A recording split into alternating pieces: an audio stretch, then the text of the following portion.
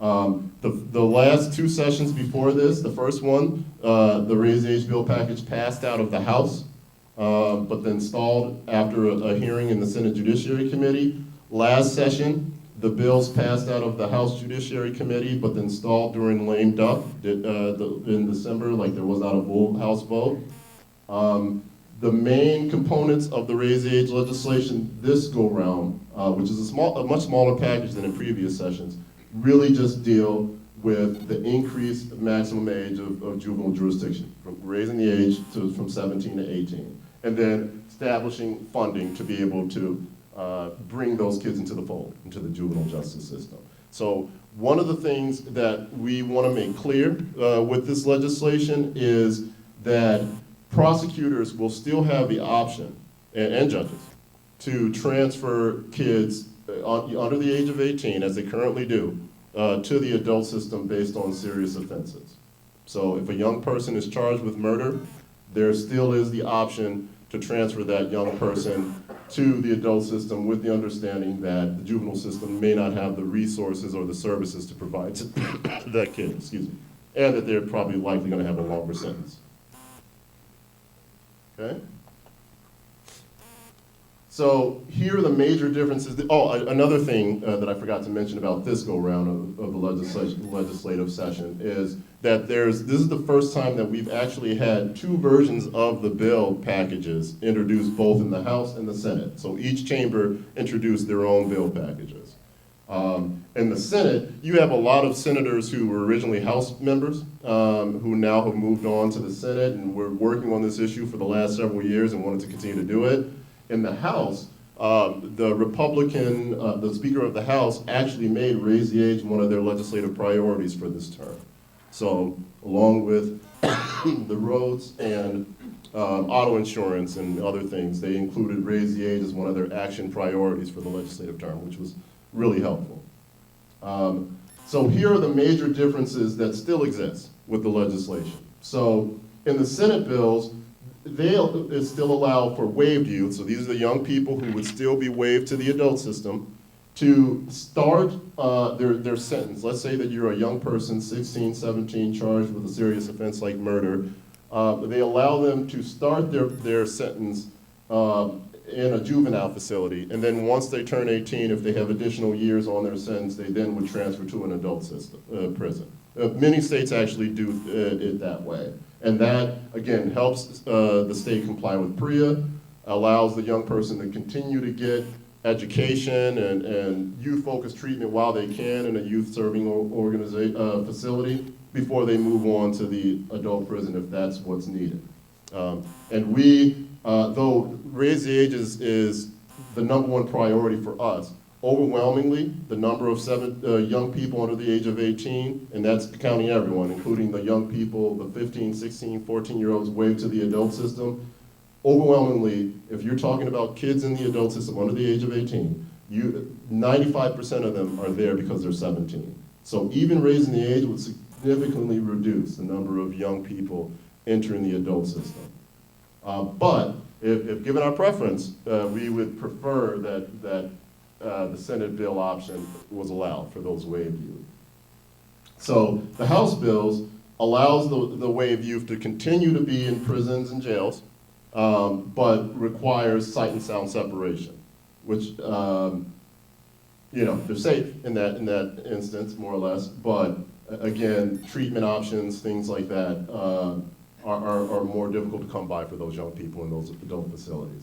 And then the funding mechanism's different a little bit between this, well, I shouldn't say a little bit, between the Senate and House version. So for the Senate version, and this is to comply with the Headley Amendment of the Constitution. That's been one of the big hang-ups with this legislation over the years.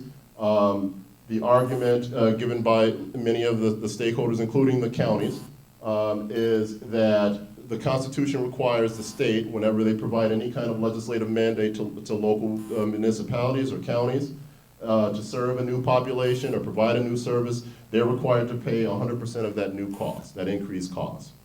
So the way that the different chambers handle that is the Senate, their plan is to pay for 100% for 17-year-olds in perpetuity, while the 16 and below, would continue to be funded in the current way that they are, which it's not 100% of the funding for JJ Youth, but a lot of funding, I would say most, is a cost share between the state and the counties at 50%. So the juvenile court pays for the services, and this is in-home care, out-of-home care, expenditures up front. They send those expenditures to the state reimburses them back 50%. The House version of the funding would pay 100% for 17-year-olds for the first 2 years of implementation. The implementation date, should the legislation pass this year, is October 1st, 2021, and that's consistent in both bill packages. In October 23rd, a new reimbursement rate would be established that would incorporate 17-year-olds and 16-year-olds and below, and then this 50-50 would change to a rate that would successfully capture the increased cost of 17-year-olds. Does that make sense? Okay. So, here's where we are. In March, there was lots of weeks of testimony, both in the House and Senate Judiciary Committees on both versions of the bill packages, robust discussion. Last week, both versions of the Raise the Age bill packages passed both the House and Senate with huge majorities. The majority of the Senate bills passed 37-1, 36-2, and the House, I can't remember the exact numbers, but the House voted more than 100 votes in favor of Raise the Age. And I'll tell you, like, there were some legislators who I was surprised voted yay on this, but it was clear that the momentum was behind us on this issue and people really support this. And what I got from a lot of legislators in meeting with them in Lansing is that they felt like this should have happened a couple years ago. And now they felt like they were in a position to actually push it through. So now both chambers have to swap bills and reconcile those differences that were on the other side and vote on one agreed upon bill package. And then it goes to the governor's office. The goal that I've been hearing from legislators is they think that this can be done by June. So, and then thank you, and thank you for all your support. So we're not completely there. I can't imagine any kind of vote coming that would dramatically change that majority that we had. But you never know. And we got to get the governor to sign it, right? You know, and someone who's very laser focused on roads and everything, funding, we got to make sure that she is committed to youth and actually sign this once the legislators send it to it. But a bipartisan effort like this that doesn't happen often in this political arena, like I can't see why it would fail at this point. So I think that's it. Thank you.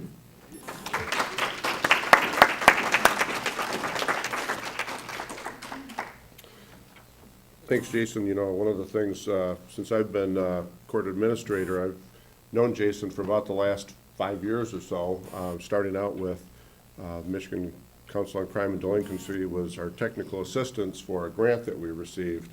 And so Jason and I have initially worked on that about 5 years ago, and also about the same time I started learning about Raise the Age. And so, you know, it's just interesting because I've heard him talk many times, and it's the first time I've been a co-presenter with him. So I feel honored in that respect because he is such a champion for this cause. I mean, I sometimes wonder what he has to gain by this, but, you know, he is not focused on anything that he has to gain, but more on these young people and how this impacts them and how important that is. So we thank him for his hard work in that area. So I'm going to talk a little bit about the local impact, and one of the first things I wanted to mention, and some of these things I know Jason's kind of already covered, are things that we have to deal with, such as staffing levels, what our resources are, and our budget. And when we talk about staffing levels, you know, in some counties, when you add a bunch of 17-year-olds, it's going to mean they're going to have to increase the number of probation officers and other staff that they have. And so just speaking of staff, first of all, I just want to introduce our staff, which is in the back of the room there. And if you guys don't mind standing, we have Ryan Douglas, who is our probation officer for boys. And then we have John Boonstra, who's our diversion and prevention counselor for boys. And then we have Cassidy Fisher, who is our diversion prevention counselor for girls.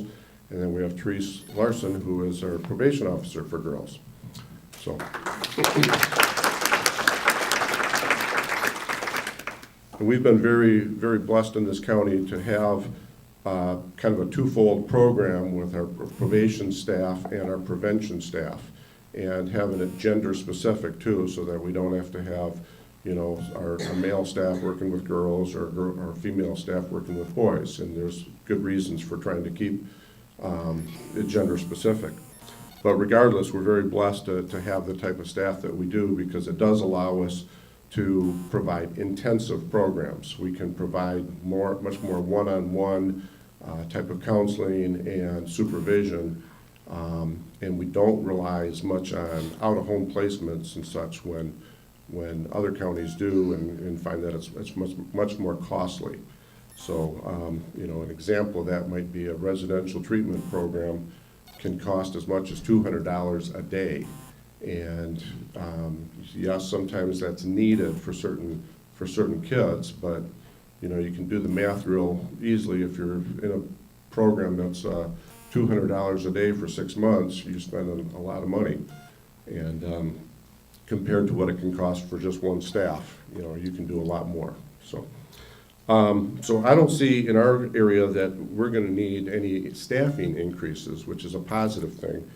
The staff that we have right now, my belief is that Raise the Age could start tomorrow, and we would have the staffing level to be able to handle it. So we're lucky in that regard. Resources could be a little bit more of a problem if there were the need for use of detention or residential treatment from time to time. A lot of facilities in the state are struggling with the number of beds that we even currently have. Our probation staff can tell you sometimes they start calling one detention facility after another when they do need to, you know, place the juvenile, and they sometimes can't find a bed in a facility. So if we do have an increase, there could mean that facilities have to also increase their bed availability. Also, another resource in Leelanau County, you know, we don't have a lot of things like counseling programs, and most of the time people have to go to Traverse City to, you know, find counselors, and there are a few that we have in the area, but not nearly as many as what we need. And so just resources like counseling could be a little bit of a challenge. Budget.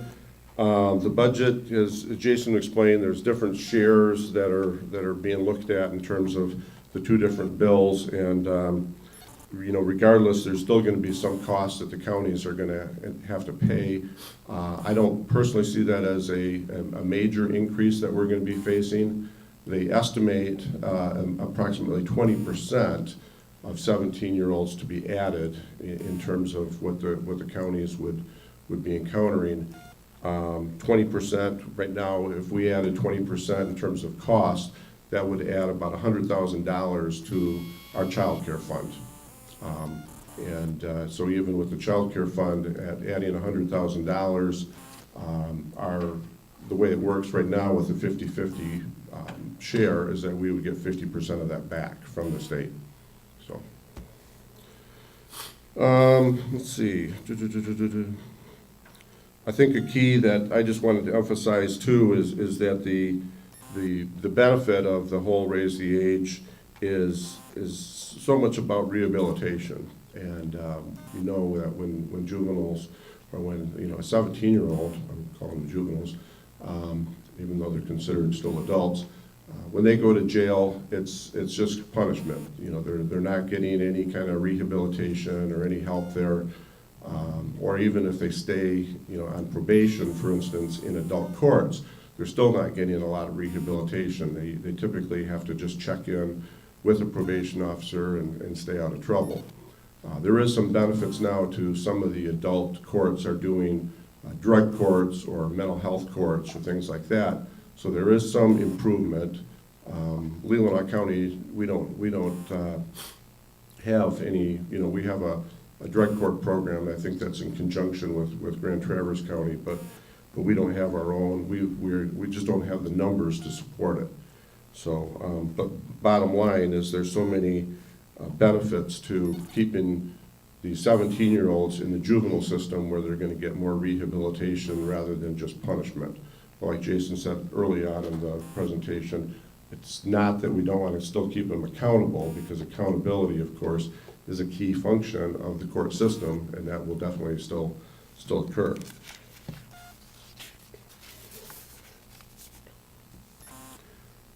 The other thing was about the lifelong consequences, and Jason also went over a lot of this, but when it comes to the education, housing, employment, for instance, the education, if a 17-year-old is going to jail, it's pretty likely that they're not going to finish high school, or it's going to obviously be a pretty big barrier, impediment to them completing high school and graduating.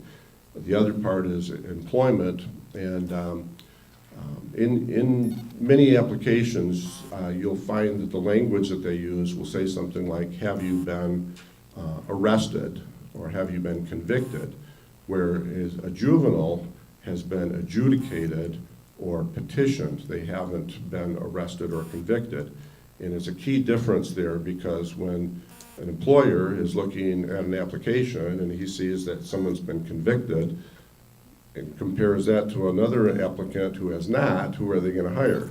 You know, that's oftentimes where the pendulum swings in terms of the hiring. And so it will eliminate that for a lot of people that otherwise would have that lifelong consequence. And the other part, of course, is housing.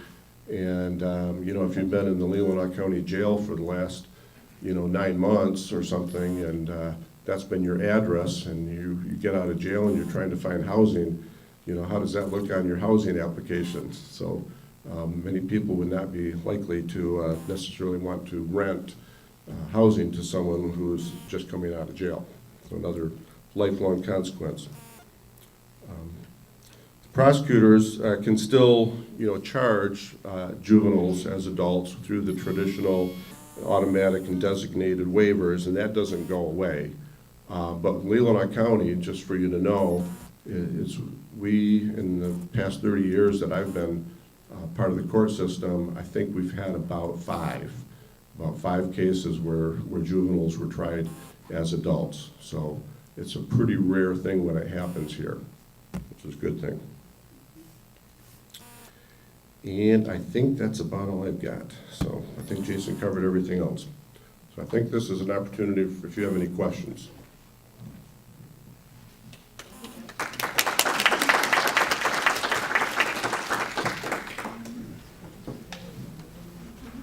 You need the microphone? Is that the, oh, she's got the microphone. So I'd just like to thank Jason for his persistence over the years. Thank you. Thank you. Thank you for your support. We were only able to do this because they heard from you all that you want this change to happen. I'm a paid advocate. So. Yeah, somewhere over there. You're gonna run with the microphone? Okay. Thank you. Jason, you referred to the fact that currently the county jails are oftentimes mixing the 17-year-olds with the rest of the population, the prisoner population. And I'm wondering, Joe, if you could speak to what is happening with our county jail and 17-year-olds. You'd mentioned that the probation or parole officers look for spots elsewhere, but I'm assuming that is for 16 and unders at this point. So what is happening with the 17-year-olds currently? Before I pass, I just quickly want to say that it really varies county to county. So that if I didn't make that clear, that there are counties who do sight and sound separate and do a good job of doing it, have specific wings just for their 18 and below population, but it has been clear that not all do. So. Yeah, certainly I was referring to the under 17-year-olds when I was talking about anyone that has to be placed in detention. in detention, meaning juvenile detention facilities. But when a juvenile is placed in jail, and it does on occasion happen with under 17, and it's only for very, very brief periods of time, so under 6 hours typically, if it's happening for over 17-year-olds, because our jurisdiction in cases, even though it begins when they are under 17, it can extend to all the way up to like age 19 in some cases. And so it is possible that on a probation violation or something, a juvenile could go to jail as a 17-year-old. And our jail, as nice of a jail as it is and as new as it is, it wasn't designed with the juvenile part. And so it's impossible to actually keep a juvenile in there in sight and sound separation. There is a curtain that can be drawn across to try to prevent the sight separation, but you cannot prevent sound separation. So that's what we have. That's what we're dealing with. Joe, I'm Suzanne Hoff. I'm standing up so you might recognize me, but we crossed paths about 25 years ago in the Okay. Suttons Bay District Library. I was Okay. the library director there. Yeah, okay. We had a young man who was a resident of the village and a high school student. I would guess he was 17, maybe 18. This would be a victimless crime, but his sexual behavior in the lower level of the library was inappropriate, and we pinpointed who it was after the second summer that it happened.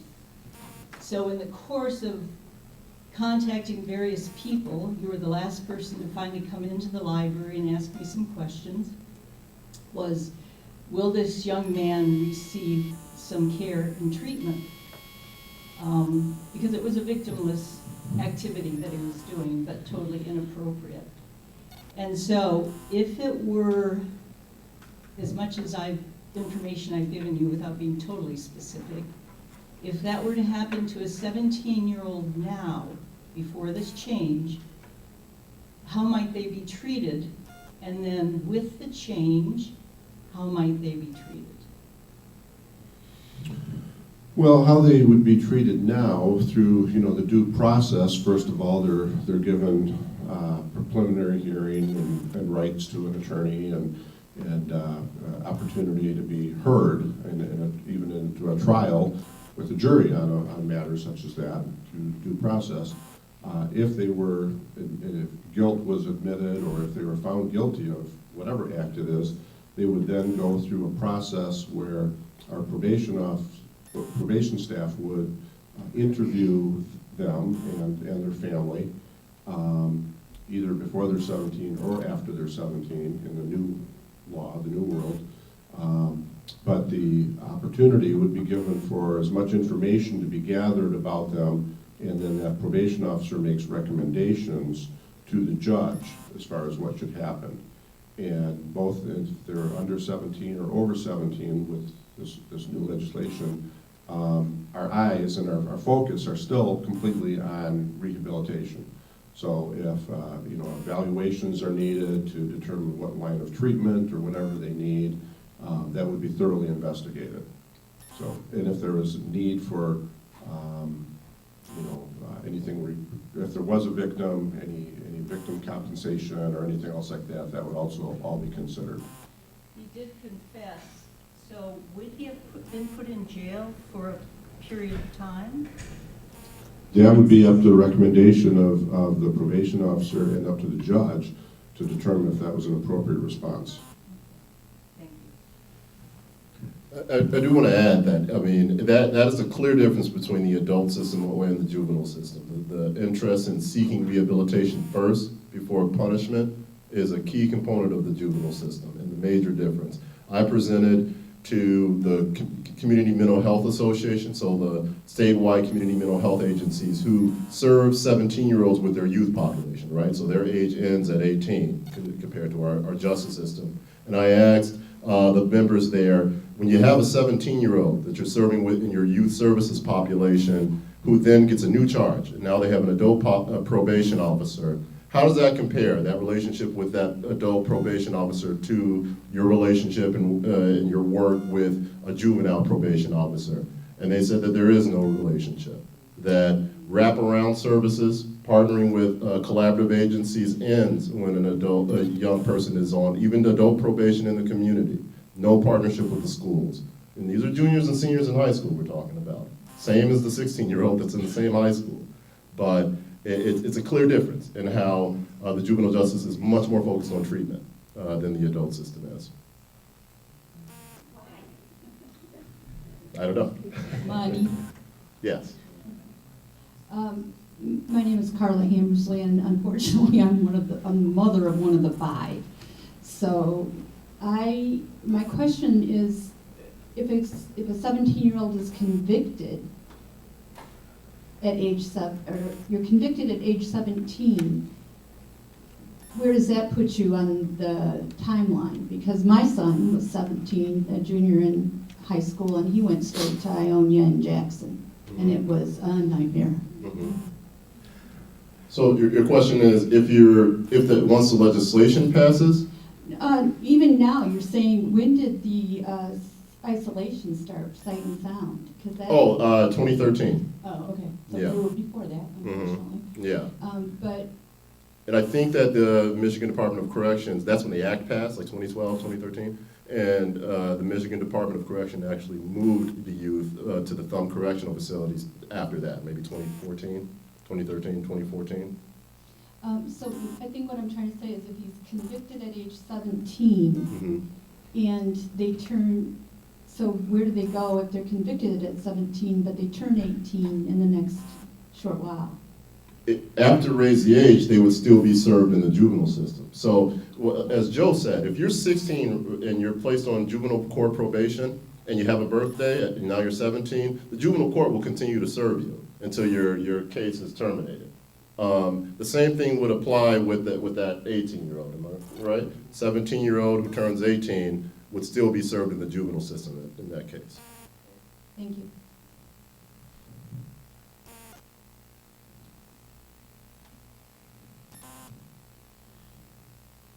You mentioned that the number of arrests is falling in our state.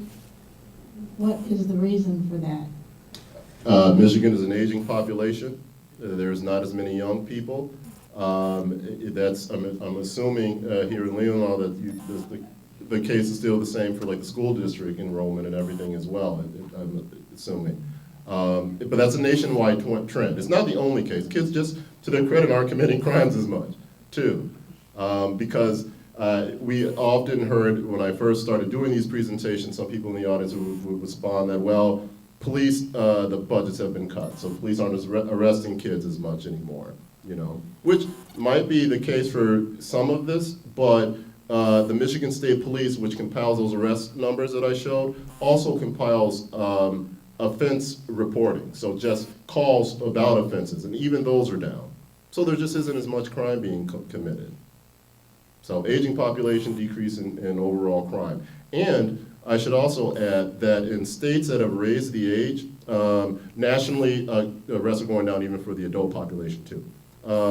So for the 18 to 20-year-old population in raise the age states, their decrease has actually fallen faster than the nationwide average of 18 to 20-year-old decline. And that's specifically because the juvenile courts that implemented raise the age incorporated the 17-year-olds. They then added more services that Joe mentioned that some courts will need to do to be able to prepare to serve older youth. But by doing that, then they're less likely to recidivate. They're less likely to commit future crimes as they age.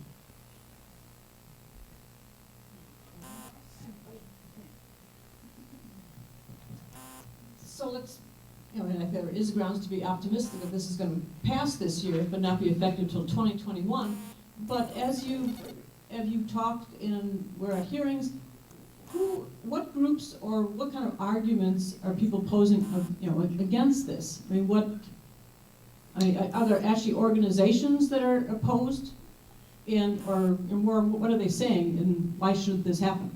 So I think we're at a point now where there's not as much strong opposition. a couple of years ago, there were several groups that were associations of mostly representing the county stakeholders, so the judges, the juvenile court administrators, the Association of Counties that were opposed, and it was strictly around the funding. They wanted to make sure that that Headley agreement was met. That if they were able to, if they are required to serve 17-year-olds, that they receive the adequate state funding to be able to implement that change.